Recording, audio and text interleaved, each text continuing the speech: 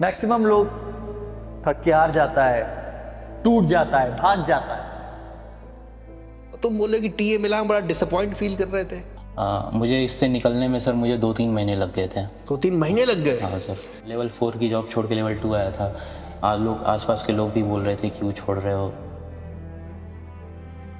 किसने कहा था इस हीरोपंती के लिए कि अच्छी खासी चलती हुई जॉब छोड़कर आ गए यहाँ पढ़ने के? मतलब कि मैं अगर परफॉर्म नहीं करता तो फिर वो लोग का कहना भी सही हो जाता ना। फिर वो थोड़ा एक मोटिवेशन था मेरा कि लेवल 4 छोड़ के लेवल 2 आया हूँ तो खुद को फिर प्रूफ करना है। ऑलरेडी मर्चेंट नेवी में जॉब कर रहे थे, उन्होंने जॉब छोड़ा और फिर एसएससी सीजल की तैयारी करना शुरू किया और रैंक आई है 622। ऑडिट बनाएंगे फील्ड के लिए, जाता ये खींच के बैठ नीचे ऐसा। और तुम बोले कि टीए मिला, हम बड़ा डिसअपॉइंट फील कर रहे थे। तो इसे बोलते हैं मेहनत, कि जब इंसान मेहनत करता है तो उसे लगता है कि यार जो जिस चीज के लिए हम बने हैं हमें वो मिले। मॉक टेस्ट में सबसे कम स्कोर कितना आया था? सर 90 के अराउंड था। 90? ये सबसे कम है? जी सर। और हाईएस्ट कितना था? सर वही वो 190 के अराउंड थी सर। 190? जी सर। 190 कितना होता पता है? 190 200 में से। अच्छा, आपने कितने मॉक टेस्ट लगाए होंगे? 1000 तक। 1000 मॉक लगा दिए?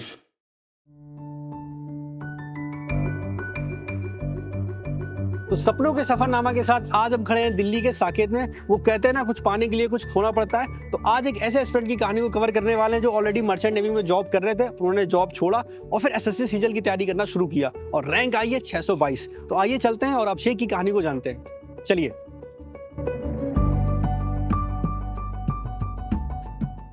अभिषेक, विक्रांत, माइक लीजिए पहले ताकि आपकी आवाज सबको सुनाई पड़े। भाई एक बात बताओ यार, बाकी सब साइड करो। ये कहाँ हिमालय में घर ले लियो यार, पसीना देखो। भाई मस्त रूम बना रखा है, एसी वेसी चला रखी है। बैठिए बैठिए, आप बैठिए। कैसा लग रहा है भाई सरकारी नौकरी? आपकी तो पहले भी मर्चेंट नेवी में थी। जी सर। तो अभी कैसा लग रहा है दोबारा नौकरी लेके? बढ़िया है सर। तो अभिषेक, शुरुआत करते हैं आपकी पढ़ाई से। तैयारी की शुरुआत आपने कब की थी? सर तैयारी की शुरुआत मैंने 2023 से स्टार्ट की थी।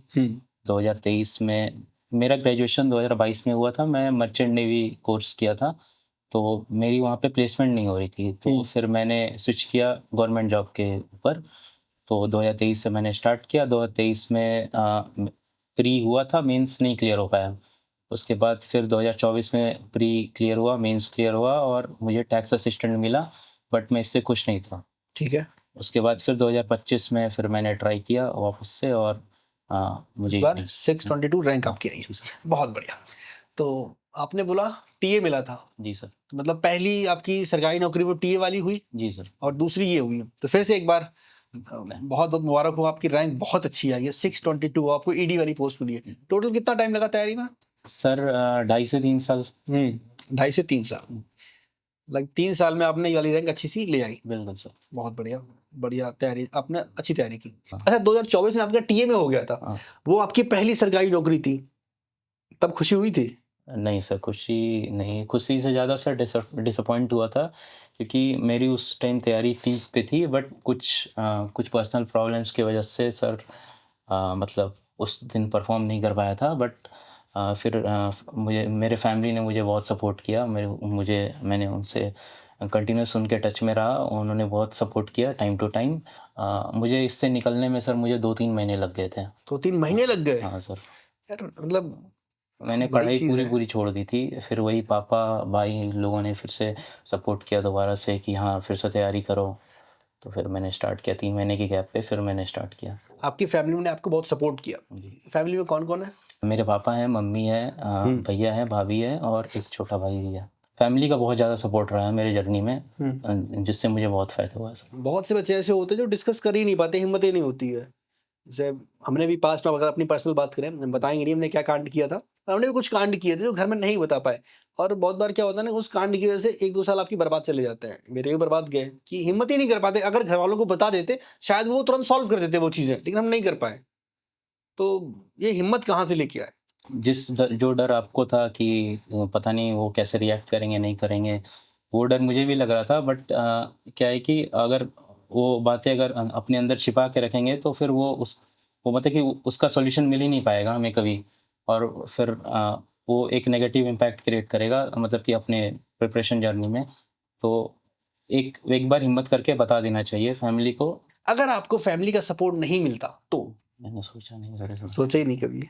एक चीज़ भाई की बहुत अच्छी लगी, समटाइम्स इंसान इतनी ज़्यादा मेहनत करता है कि यार सोचो एक इंसान को टीए की पोस्ट मिल रही है एसएससी सीजीएल में, भाई 25 लाख लोग फॉर्म भर रहे हैं और 25 लाख में अगर हम अभी की बात करें 15,000 वैकेंसी थी, 15,000 की नौकरी लग रही है, मात्र 15,000 की, और आप उसमें आते हो और फिर भी आपको सेटिस्फैक्शन नहीं मिल रहा। तो इसे बोलते हैं मेहनत, कि जब इंसान मेहनत करता है तो उसे लगता है कि यार जो जिस चीज़ के लिए हम बने हैं हमें वो मिले। तो आपके केस में हम बोल सकते हैं कि अगर वो इंसिडेंट ना हुआ होता तो शायद 2024 में आपका बढ़िया पोस्ट मिल गई होती। जी सर। ईडी मतलब ईडी आपको शुरुआत से चाहिए थी। जी सर बिल्कुल। तो कोई खास वजह इसके पीछे? सर खास वजह सर मैं जिस ज़िले से आता हूँ सर वहाँ पे ईडी के 2-3 बार रेड पड़ चुकी है और थोड़ा मतलब कि 2-3 बिजनेसमैन के घर पे रेड पड़ चुकी है और वहाँ पे थोड़ा खौफ है ईडी का सर। ईडी का हाँ। खौफ है। सर ईडी अभी थोड़ी न्यूज़ में भी बहुत ज़्यादा है ना सर, इसलिए। अच्छा, आपने ईडी देखा तो बढ़िया यार। ये यही होता है ना, छोटी छोटी चीज़ों से अपन को मोटिवेशन आता है कि यार अपन को इसमें जाना है। आपने बताया आप मर्चेंट नेवी में पहले थे, तो वहाँ से इधर हट के अलग, क्योंकि मर्चेंट नेवी एक अलग फील्ड है, वहाँ से आप इधर एसएससी सीजीएल की तरफ कैसे आए? सर जैसा कि मैंने बताया था 2022 में मेरा ये मर्चेंट नेवी का कोर्स ख़त्म हो चुका था, लेकिन मेरी प्लेसमेंट नहीं हो रही थी क्योंकि उस टाइम कोविड पीक पे था और इंडियन कैडेट्स को वो लोग कंपनीज़ जो फॉरेन कंपनीज़ है वो लोग ले नहीं रहे थे।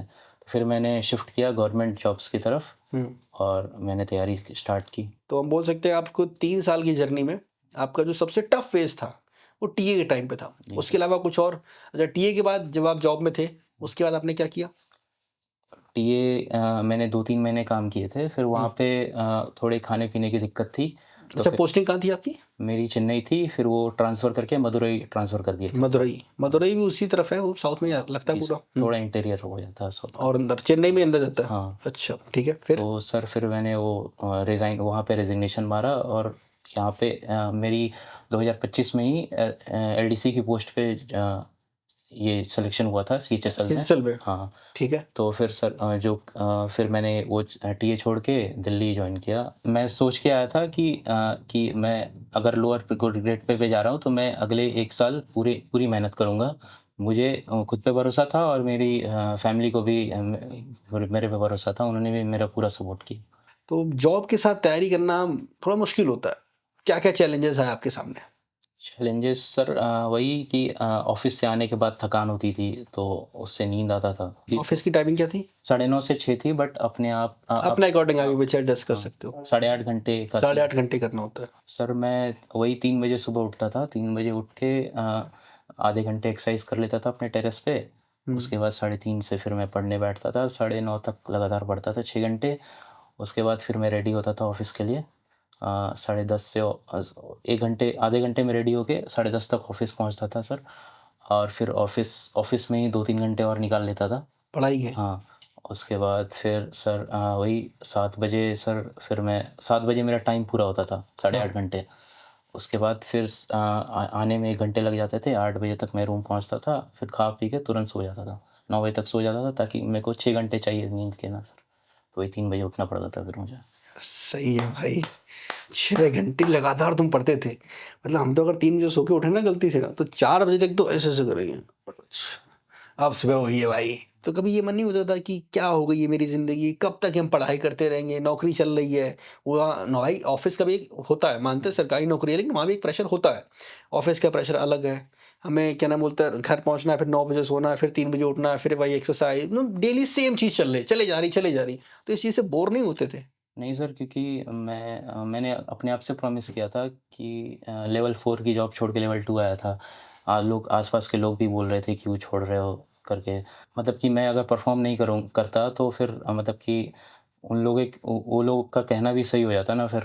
इसके अलावा और क्या चैलेंजेस आए? जैसे ऑफिस में कभी ऐसा हुआ है कि ज़्यादा काम पड़ गया, थक गए? सर हाँ, दिक्कतें तो थी ऑफ़िस में क्योंकि आप जॉब कर रहे हो और साथ में पढ़ाई करोगे तो दिक्कतें तो आएँगी, बट मैंने उस चीज़ को इग्नोर करते हुए अपने पढ़ाई पे थोड़ा फ़ोकस किया और एक बार रिज़ल्ट आउट हुई तो पूरा माहौल ही बदल गया सर ऑफ़िस का। तो दोस्त, बहुत सारी बातें तुमसे कर ली और भी स्ट्रैटेजी वाले पार्ट पे आएँगे, लेकिन जिस वजह से तुम्हें मिली है, तुम्हारी मेहनत के लिए, तो यार मिठाई तो बनती है। तो सर जी, मिठाई लाइए। तो ये आपके लिए टेक्स्ट बुक की टीम की तरफ से, थैंक यू सर। ठीक है? और हमारी टेक्स्ट बुक की टीम की तरफ से कुछ छोटे से तोहफ़े आपके लिए। एक बार देखिए खोल के। ये झोला झोला बड़ा प्यारा लगता है यार। कुछ नोट्स वगैरह बनाए थे आपने? हाँ सर। दिखाइए दिखाइए। अच्छा, आपका कौन सा सब्जेक्ट सबसे अच्छा था? सर मेरा इंग्लिश था सबसे अच्छा। इंग्लिश। बहुत बढ़िया। तो प्रॉपर ये पूरा मैथ्स है? हाँ सर, शॉर्ट। ओ भाई, अच्छी चीज़ हमें आपकी ये लगी कि आपने पूरी गणित इतने में समेट दी, इतने में। ये बहुत अच्छी चीज़ है कि जैसे हमने बहुत बार देखा बच्चे क्या करते हैं, मैथ के नोट्स बना रहे हैं, अब टीचर ने क्लास में 100 सवाल करवाए, उन्होंने सारे 100 सवाल नोट कर लिए। तो आपके हिसाब से क्या होना चाहिए? सर टाइप वाइज अब बना सकते हो कुछ उस टॉपिक के, जैसे एक टाइप के सर अगर आप 100 सवाल, अगर कोई शीट में 100 सवाल है तो मुश्किल से 8 से 10 टाइप होंगे उसमें, तो आप टाइप वाइज करके 10 टाइप करके 10 क्वेश्चन में पूरा वो टॉपिक खत्म कर सकते हो। आपने बताया आप 6 घंटे तैयारी कर रहे थे, 6 घंटे पढ़ रहे थे, 2-2 घंटे के स्लॉट थे, तो किस सब्जेक्ट को कितना टाइम दे रहे थे? जैसे मैं अल्टरनेट करता था, जैसे 6 घंटे हैं तो 3 घंटे आज 3 घंटे अगर मैथ्स और 3 घंटे इंग्लिश को दिए, तो अगले दिन मैथ्स को शिफ्ट करके 3 घंटे इंग्लिश और 3 घंटे इसको दूंगा, जीएस को। जीएस को। और ऐसे ही चलता था। रीजनिंग में सर टेक्स्ट बुक के मॉक्स से ही कवर कर लेता था, सेक्शनल। सेक्शनल। अच्छा, आपने कितने मॉक टेस्ट लगाए होंगे? वही 1000 तक। 1000 मॉक लगा दिए? हाँ सर, लगा दिया। अच्छा, 3 आपका साल की फोन में लॉगिन है? सीजीएल के 60 लगाए हैं, फिर दिल्ली पुलिस के 2, फिर ये एसएचएसएल के 3। मॉक टेस्ट में सबसे कम स्कोर कितना आया था? सर 90 के अराउंड था। 90? ये सबसे कम है? जी सर। और हाईएस्ट कितना था? सर वही वो 190 के अराउंड थी सर। 190? जी सर। 190 कितना होता पता है? 190 200 में से। आपके हिसाब से मॉक टेस्ट का रोल कितना है सिलेक्शन में? Sir mock test exam oriented environment देता है सर, जो मतलब जो मेरा पिछला साल का जो सिलेक्शन हुआ था वही एग्ज़ाम फियर से ही मेरा रुक गया था, तो मॉक टेस्ट उसको ओवरकम करने में एक बहुत बड़ा रोल प्ले करता है। और सर टेक्स्ट बुक के सेक्शनल मॉक सर वो बहुत ज़्यादा मतलब मेरे सिलेक्शन में वो बहुत ज़्यादा रोल प्ले किए हैं, क्योंकि जब मैं ऑफिस में जब मैं काम करता था तो वहाँ है कि आपको लगातार ज़्यादा टाइमिंग नहीं मिलती थी। नहीं मिलता है। 10-10 20-20 मिनट का आपको मिलता था टाइम, फिर कोई ना कोई आके आपको कोई काम दे देगा। तो उस टाइम सर सेक्शनल जो मॉक्स होते हैं टेक्स्ट बुक के, वो बहुत काम आते थे। तो मैंने जैसे 10-20 मिनट का टाइम मिला, मैं बैठ के लगा लिया सेक्शनल मॉक्स, उसको रीअटेम्प्ट कर लिया, तो वो बहुत काम आए मेरे सेक्शनल में। एक तो मैथ्स के सेक्शनल वो 20 मिनट वाले जो 25 क्वेश्चन होते हैं वो तो बहुत इफेक्टिव है सर, वो अगर आपको मैथ्स में स्पीड बढ़ानी है तो वो एक सिग्निफिकेंट रोल प्ले किया मेरे मैथ्स के स्पीड बढ़ाने में। तो हम ये बोल सकते हैं कि अगर कोई बंदा जॉब कर रहा है, जो लोग बोलते रहते हैं ना कि जॉब के साथ तैयारी कैसे करें, तो प्रैक्टिस करने के लिए सेक्शनल टेस्ट से बहुत फायदा उनको होता है। बहुत ज़्यादा। अभी एसएससी का एक नया रूल आया है कि आपको मैथ्स 15 मिनट में करनी है 25 क्वेश्चन। तो आपके हिसाब से ये रूल सही है या गलत है? मेरा सर फ़ायदा ही होगा, क्योंकि मैंने टेक्स्ट बुक के वो 20 मिनट वो 25 क्वेश्चन लगाए थे, तो मेरा मैथ्स में बहुत ज़्यादा स्पीड बढ़ा है। तो और 5 मिनट कम किए हैं वो, तो मुझे उतना कुछ नुकसान नहीं लगा, क्योंकि मैंने वो जो मॉक से जो स्किपिंग की टेक्निक है वो अच्छे से सीख लिया सर। जीके में रिवीजन के लिए क्या करे बच्चा? एक बार रिवाइज कर लो उसके टॉपिक्स वगैरह, अगर शॉर्ट नोट्स बना सकते हो तो वो और भी ज़्यादा बेहतर है। जीके के सेक्शनल वो तब इम्पोर्टेंट होते हैं जैसे कोई वर्किंग है तो उनको 10-10 20-20 मिनट का बीच में ब्रेक अगर मिलता है ऑफिस में, तो वो जीके के सेक्शनल लगा के उसको रीअटेम्प्ट करने से वो फ़ायदा होता है बहुत ज़्यादा। आप जरा सारा स्कोर बताइए। प्री में कितना स्कोर था आपका? सर प्री में मेरे 166 थे। 166। हाँ। मेंस में क्या स्कोर था आपका? मेंस में सर 344 थे, और वही +4 वाला से। +4 अलग से मिल गया था। तो आपको ईडी मिली है और रैंक अब क्या है 622। आपकी तैयारी के दौरान आपके 2 फेज रहे लाइफ के। एक 2024 का सीजन था, ठीक है, जहाँ पे आपने मेहनत की पर कुछ ऐसा हो गया कि आप नहीं अच्छा परफॉर्म कर पाए, डिसअपॉइंट रहे खुद से। एक वो फेज था, एक ही वाला फेज था जब आपने 25 में सिलेक्शन लिया। इन दोनों फेज के बारे में सोच के हमें एक अपनी एक आदत बताइए, एक हैबिट जिसने आपकी ज़िंदगी बदली है, मतलब जिसकी वजह से आज आपका इतना अच्छा स्कोर आया है। वही सर मेरी कंसिस्टेंसी सर। कंसिस्टेंसी। मैं एक ही रूटीन, वो 3 बजे से जो 9:30 बजे का, उसके बाद फिर ऑफिस में टाइम निकालना और फिर घर आके फिर टाइमली सो जाना, वो कंसिस्टेंसी सर वो मुझे अभी इस रैंक पे लाई सर। कभी ऐसा नहीं हुआ कि हम पढ़ाई कर रहे हैं, दोस्तों का फ़ोन आ रहा है, चलो भाई यहाँ चलना है, वहाँ चलना है, ऐसा कुछ? हाँ करते थे फ़ोन, बट वही है कि कंसिस्टेंसी के लिए डिसिप्लिन चाहिए, तो सर मना करना पड़ता था। दोस्त बुरा नहीं मानते?